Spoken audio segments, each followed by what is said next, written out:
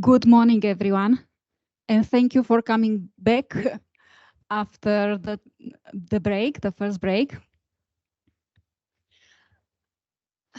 My name is Cosmina Noaghia, and I am a mental health counselor at Union Commonwealth University.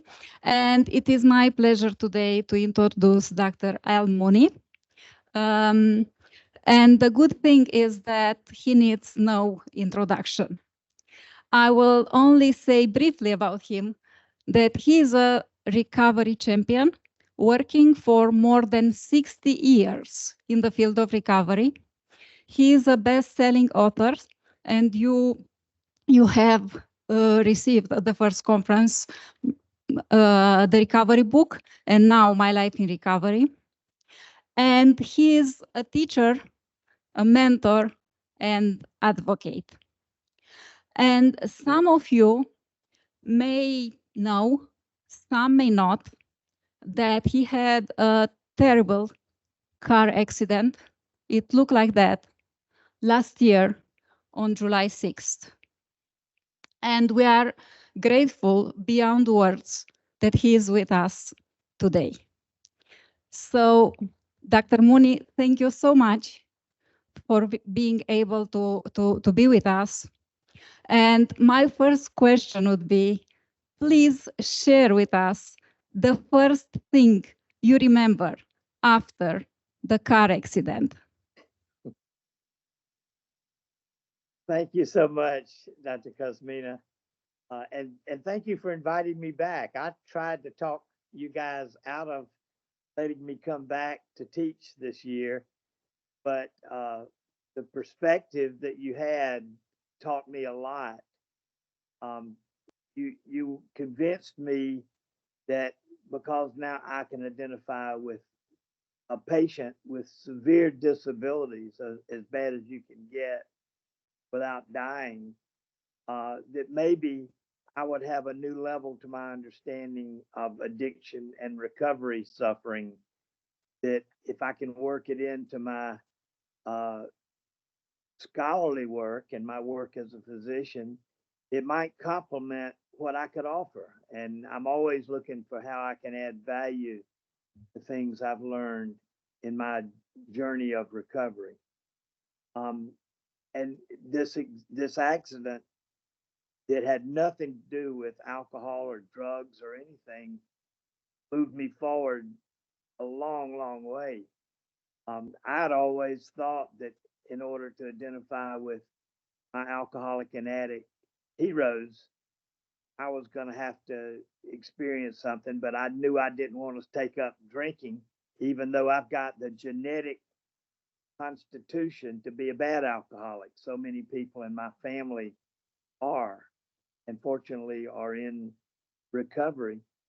But I was, I had a treat. My wife and I are retired.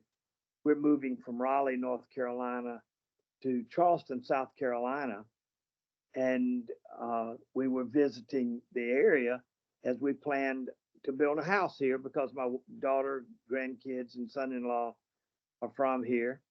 And things were working out fine. We missed, if you notice, this was the 6th of July. We on purpose missed a trip on the 4th of July because we knew the roads would be heavy with traffic and it would not be a safe time to drive. If we had come down during the traffic, we'd have been just fine. But as we were passing underneath one of the beautiful live oak trees in Charleston, it decided that it would fall on our car, and it did. And I was uh, hurt. I mean, as bad as you can be hurt without dying. Um, it crushed the car. My wife was hurt about the same in different ways, about as bad as I was, but in different ways. She broke both her arms. I broke my neck.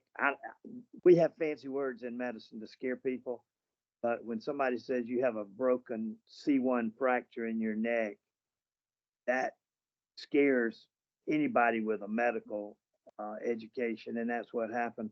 But I didn't know until 2 weeks. I was in a coma 2 weeks. The jaws of life was, you saw the car there, and policemen, firemen couldn't get us out. So they called in the Jaws of Life that opened up the car, and then we were taken to the hospital where we stayed a month. But I'm in recovery now. I've got some issues, and that's what I told Cosmina. If I have some barriers from some of my brain injury or fractured neck, she'll help me pick up the pieces. But I'm ready to get back, and I've got some experience. And that came to me when I first woke up from my coma. I was in Medical University of South Carolina intensive care unit, and the nurse that had been taking care of me, when I woke up and started talking, the first thing she said was, "You should be dead," which I knew was the truth, but it was not a nice thing to wake up to from a 2-week coma. But she said, "But that's not what impressed me."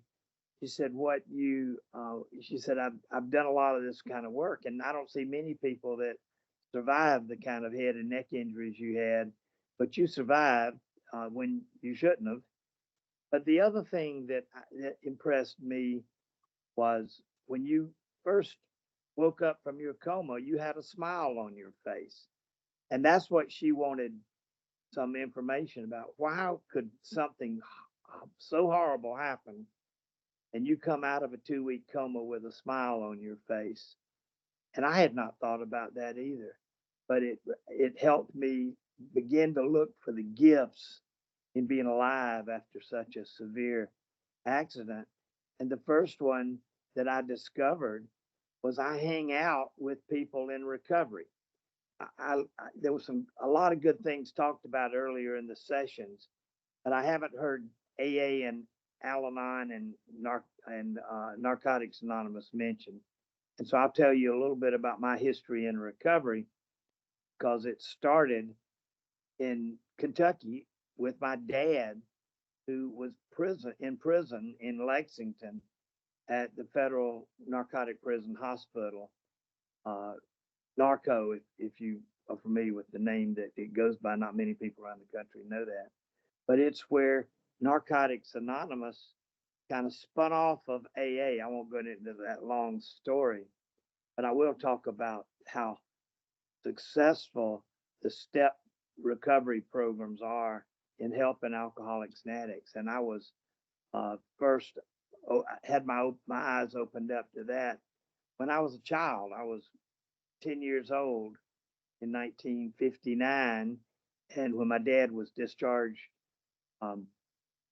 or released from prison in Lexington, he came home and continued his recovery. And I had a fondness for recovery.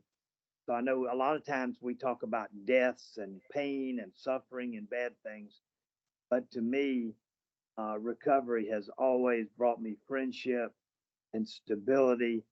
And even after this terrible event in my life, that's the only thing I could think of to tell the nurse. I had a smile on my face because I had a way of living that I learned from AA, NA, and Al-Anon members that is better than normal people get. And if we get into scholarly work, I'll share a little bit more about that, because it's a contribution that recovery from substance problems makes to the rest of our healthcare community.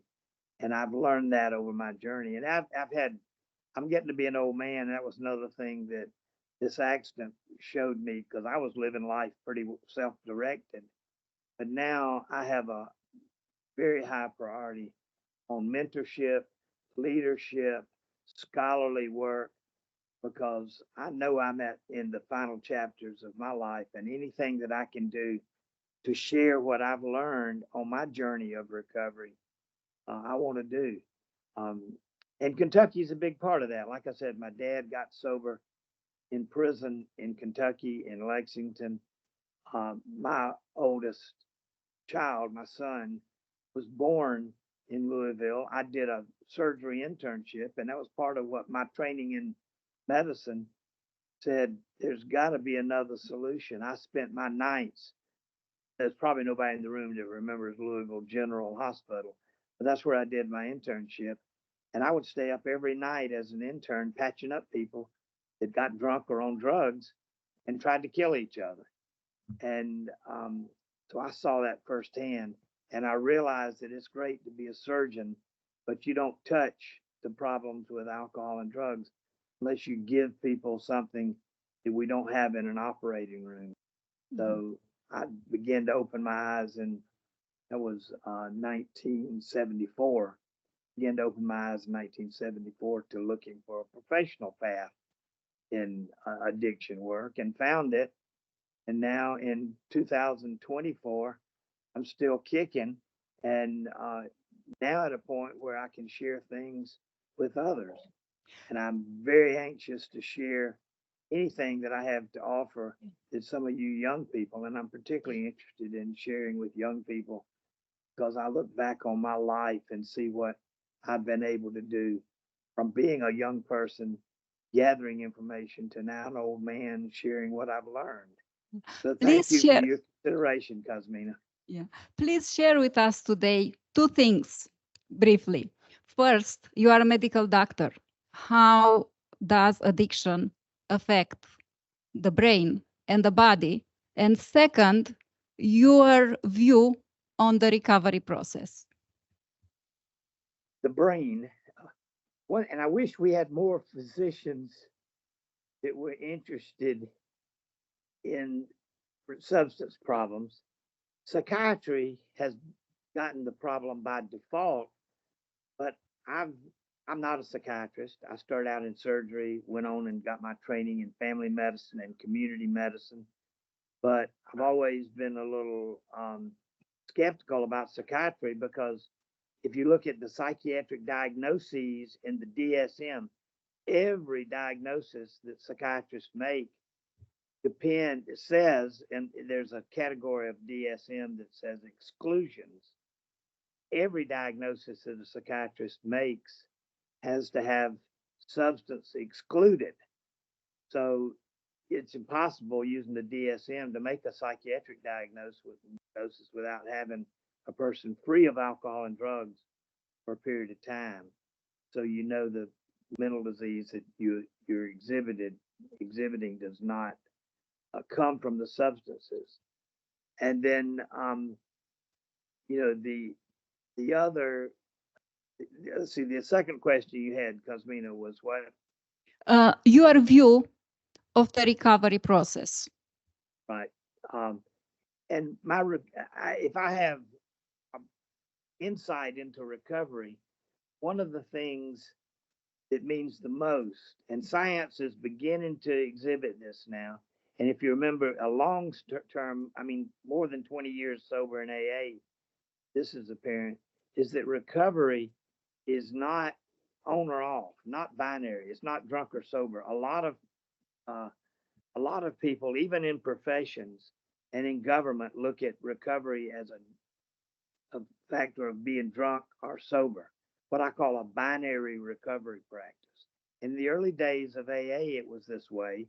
Uh, the big book of Alcoholics Anonymous was attentive to sobriety, but nobody had more than 4 years of sobriety and I love the big book of Alcoholics Anonymous. Science has come along to prove so much of it to be true, and it's still unfolding truth in science now. But the big book of Alcoholics Anonymous was written when nobody had more than 4 years of sobriety. That's important because we now recognize, and you've alluded to it in the meeting already this morning with recovery homes and things that happen that we're trying to support, but often it's difficult to support it with government and bureaucratic help because it's often geared towards things that sell and towards products like Narcan or methadone or Suboxone. And that may offer a crisis intervention technique, but there's very little long-term data that shows that they're successful. But they can be used early on to engage people in recovery. And that's what I noticed early on was recovery is a developmental process. 5 years, 10 years. I know my publication, the recovery book, I was interested and wanted to write something, but I had to do the research because there was nothing much to write on from scholarly literature. And so what I did is I went back, and if you're in an AA community, and I recommend everybody who deals with professionally with addiction, become a friend of recovery, a friend of AA. And AA success depends on lifelong recovery. And when the big book of AA was only written with 4 or 5 years, it's a wonderful masterpiece of scholarly work, or what's turned out to be scholarly work. It only opens the door to recovery. So the developmental process of recovery that I've lived for 65 years nearly now is pretty cool. And that's one thing I want to introduce people to, is the fact that recovery is developmental. And in order to do that research, we identified winners in recovery. If you go to your AA community and say, who are the winners? Do you know? They'll all know who the winners in recovery are. And those are the people that exhibit recovery in a very mature form. And those are the people that usually have been sober 15 or 20 years and continue to grow through the rest of life. And the research on those people led me to some conclusions that fill the pages, all 600 pages of the recovery book. And that's become something that I share as much as I can with others, including now a workbook that Cosmina mentioned earlier, My Life in Recovery. Thanks. Yeah. Thank you, Dr. Mooney. Let's do now the 10 questions in 10 minutes. That's a challenge that we attempted last year, and we continue. So Good. I call that batting practice. That's great. Yeah. So we'll see also the questions on the slides. In order to be easier, I'm going to read them as well. So first question. What would be a major weakness in addiction treatment, in your view? I think the major weakness is we do not emphasize what science has said is the most effective lifetime treatment, which is 12-step recovery, AA, Al-Anon, and NA. According to the Cochrane Library, which is a global research base, it's clear that this is the best treatment available. So we'll talk more about how we can, without being alcoholics ourselves, but we can be friends of recovery. We can embrace the science of recovery, but it's 12-step recovery. Yeah. And also, there's a place for shorter initiation crisis intervention, medications, detox. One of the problems that I saw, as much as I believe in abstinence, one of the problems I was confronted with more than ever was people try to use drugs to promote recovery. There's no evidence that I can find that happens, but there can be some crisis intervention that drugs help us move forward with. Thanks. Second question. What would be a daily action that most of us could do to help alleviate the suffering of those with addiction? What I try to do, and it's natural to me now, I don't have to work at it, but it's for a person, for example, who drinks, for a person who identifies with the social structure in America, which is 90% of the people, we can be role models of recovery. We can be friends of recovery. And that's one thing I've tried to do. And one of the reasons, frankly, that I got return on that, I woke up from my coma with a smile on my face. And I get a payoff, even though it's a little different than feeling good after a drink. I'm glad that I've chosen a path of abstinence. And if a person wants to be a friend of recovery, that path of abstinence is one way to go. Thanks. Number 3. What key contribution has research made to improving treatments? Research is two components. One is the most important part of research is coming up with a good question to solve.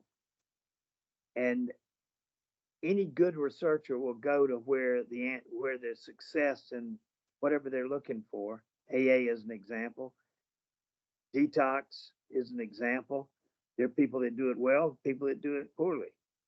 But the contribution from a researcher then is taking that equation, taking that solution to the problem and looking at it under the microscope. That's what the Cochrane Library did to prove that AA works better than any other treatment known to man. It works over a lifetime. But also, there are other things. Now, people are looking at what AA calls happy, joyous, and free. In the recovery world, you don't stop healing at normal. We know when you're sick, we even call alcoholism disease, and then you are normal. But in the medical world, there's no such thing as better than normal. In recovery, we live under the rules of what we call happy, joyous, and free, which is better than normal. And now scholars, researchers are beginning to tease that out for its meaning in medicine. It's what we call positive health valence.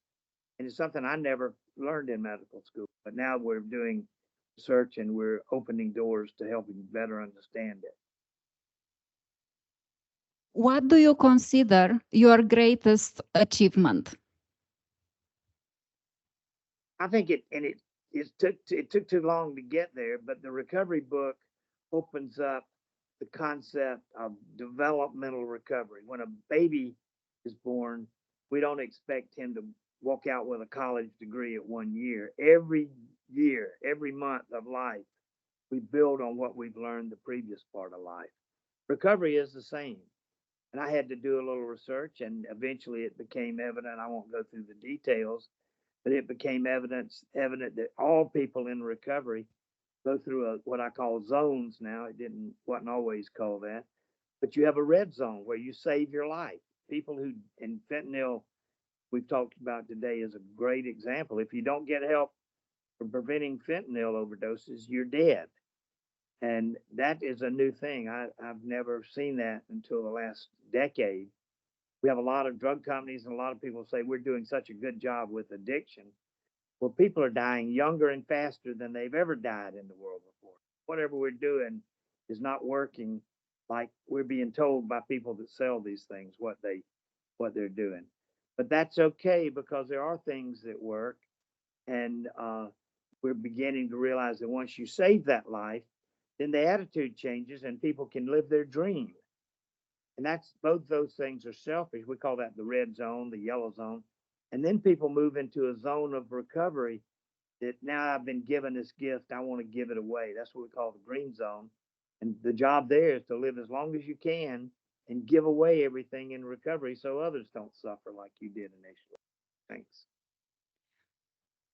What future changes do you foresee in the field of recovery? A couple of things are going to happen in the life, well, not in my lifetime, but in the lifetime of the students who are tuning in, and hopefully we'll stick with this and build on it. But one thing is that we're going to accept treatment as successful. We still deal with people who suffer from alcohol and drugs like second-class citizens. Go out and tell an employer that you've got somebody addicted to drugs and you want to get them a job, and even if it's against the law to not hire them, they'll be discriminated against. That's unfortunate. The other thing is that there's lessons that we've learned from recovery, AA, NA, and now that's happening all around the world in a lot of ways that it'd take too long to talk about. But around the world, we're learning about recovery, and it's this idea of better than normal is taking root. The idea of lifelong recovery, where you don't have to do recovery like you do an appendectomy. You go do the treatment, and then you're well forever. Recovery is a day-to-day journey in life. It's better accomplished with certain tools that come out of literature and teachings from other people that have been there. What are some overused words or phrases in addiction and recovery? We we often are stepchildren in the substance abuse from the mental health field. I went into family medicine and even found in surgery, there's some definitiveness, there's some concreteness in helping people that I developed skill at that worked very well for me. And yet, I never have understood why people are labeled with mental illnesses when that's not, there's no evidence that mental illness is a factor in substance abuse. It's a separate disease that interferes with the brain function. So I'm a little adverse to labeling things with a language and culture of mental illness and psychiatry because I'm a physician. Um, and the other thing is medications. We like quick fixes. It's interesting. I've done a lot of work globally, and I'm hopefully doing more in Africa, England. A book was recently published in Japanese, so I'm on the threshold of learning more about Asian health. And there's exciting things happening out there. But I've got a lot to learn, and a lot of the things that we fall back to here, mental health diagnoses from the DSM.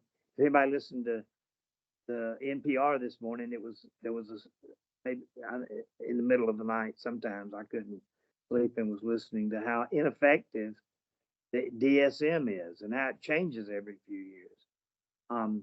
Medications is another thing. There's very little evidence that medications outside of the crisis intervention, initial detox and stabilization, there's very little evidence that medications offer much. And yet I hear it over and over again. There's some wonder of medication. And I keep looking and I don't even spend much time looking because none of that works out under the scrutiny of science. What is the most important quality for someone working in recovery? I think it's being able to get into the head and the life of a recovering person. I didn't realize that until I woke up from my coma, and I had to examine why I was smiling after waking up from a 2-week coma. And then I realized it was where I hold my regard people in recovery, which is very high. You get in a conversation with me. Some people out there have done this, and it will in just a few minutes it'll be back about recovery. Everything I talk about in my professional work relates to recovery, and even a lot of times when I don't have to, I won't tell you the stories, but I'm a pilot. I love to fly. It's hard now with some physical barriers, but I've got a group of pilots that are in recovery, and we set up a pilots meeting so we could talk about aviation. And we spend most of the time talking about recovery, even though any of us would love to talk about flying. And that's another interesting concept, is because all these pilots stay sober. It's not like 10 or 15%. Ask at your local treatment house how many people never drink again. Well, with pilots, it's about 90%. And that's way, way more. And doctors have high rates, lawyers have high rates. So if you're positioned correctly in society, there's lots of recovery that often is not easily available to the people that are in most hardship cases. And that's where I love working with people that have hardships and are failures. Thanks. What advice would you give to someone interested in working in recovery? Find something that you can love and stick with it. And remember, it's like the steps of AA say, it's God's will, not our will. So I definitely didn't want a live oak tree to fall on me, but it has opened up gifts that I never imagined because I was ready to listen.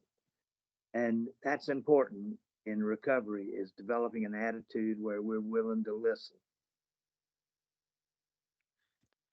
What did you learn about recovery as a patient?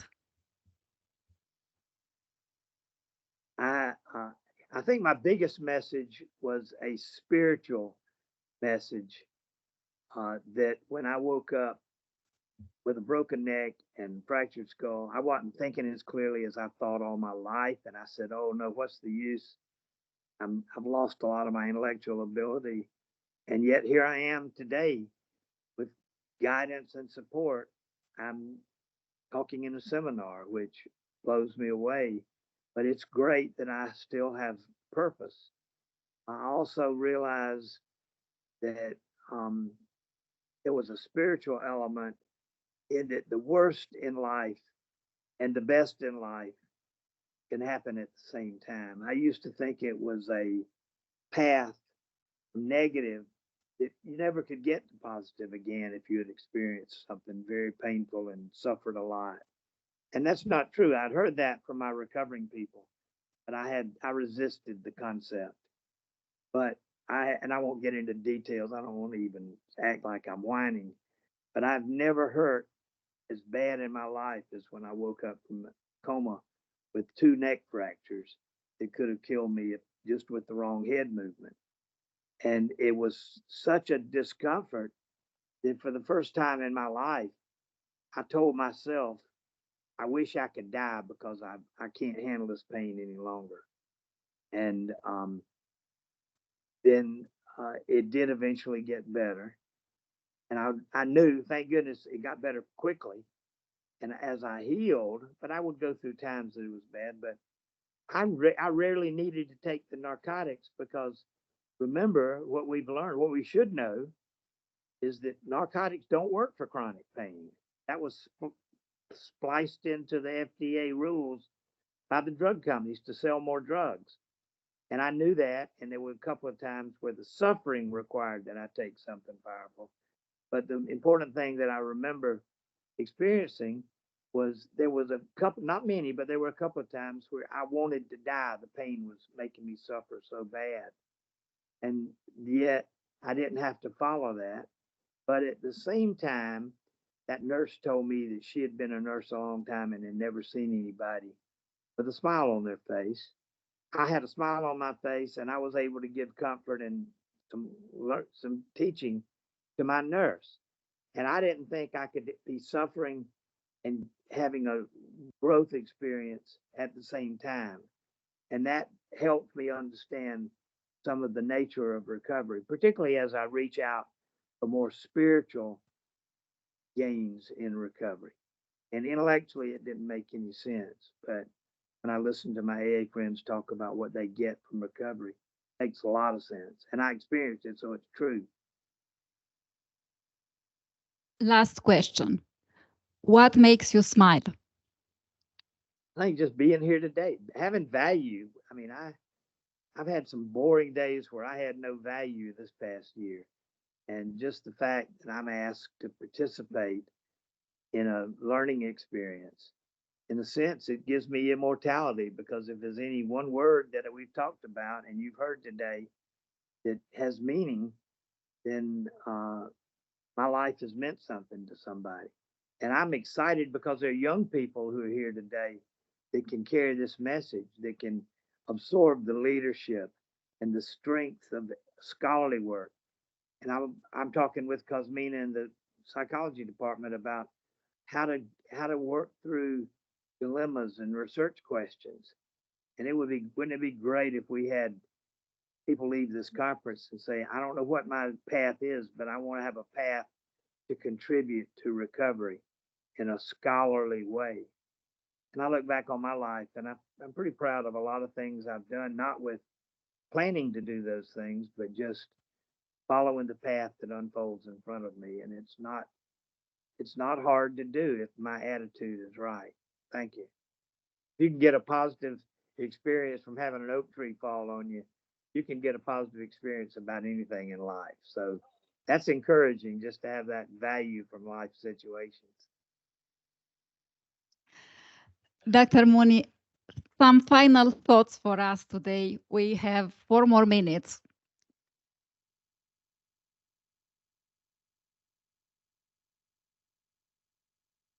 I guess I'm entering, and this is another thing that I'm a slow learner. It took an oak tree falling on me to get the message, but I know I'm in the final chapters or I'm going to be around a long time. I'm not planning on going anywhere, but this event and this accident have given me insight into what I can see boundaries of the final chapters of my life. And before, I had a path in front of me that was developed around what I thought I wanted to do. And that all changed over this past year, because now what I've learned through some really bad experiences, trying to use those like I've seen so many of my recovering friends use bad experiences, is I've taken those and molded new experiences that have taught me things and given me the challenge trying to share from these difficult times I've been through and now recovering from, things that I might be able to share with others. I've been around 60 something years absorbing this material. And just imagine if someone who's in their 20s or even 30s, but half my age, would develop an attitude of recovery and look for the path of value in recovering life. And there used to be kind of a concept you had to be in recovery yourself. And I've been a teacher to AA and NA members, as well as people who are not qualified for AA and NA membership, because when I go back and look at the history, and this is, I guess, my message that I leave people with, even though we talk about AA and 12-step recovery being for the person who has the disease, the glue that made AA happen was not from those alcoholics and addicts. They had tried everything there was known under the sun, and it didn't work. The glue for recovery came from their friends and their family. There was Dr. Silkworth, Sister Ignatia, Ann Smith, Lois Wilson, Father Ed Dowling. They're people who aren't qualified for membership in AA, who were the glue that helped AA come together in a way that it could be meaningful. I've relived that around the world, because recovery is not as mature in Africa or in Asia or even in Europe as it is in the United States. And that's good as well as bad, because I've watched some of these things develop over the last 15 years. I've been doing what I could to promote recovery in Africa. We've got a project called Recovery Africa that's centered in Ghana, West Africa. And it has been one of the most exciting things I've ever done, because I'm a friend of recovery, and the culture, the society has things that open up the door to recovery in the same way that AA did in America in the mid 1930s. And those were difficult times in the US, and same things are opening up now in difficult times around the world, other places. And I'm privileged to be a part of that, and glad to share it with others, because it's hard to travel parts of the world, and I have to be very careful when I do that.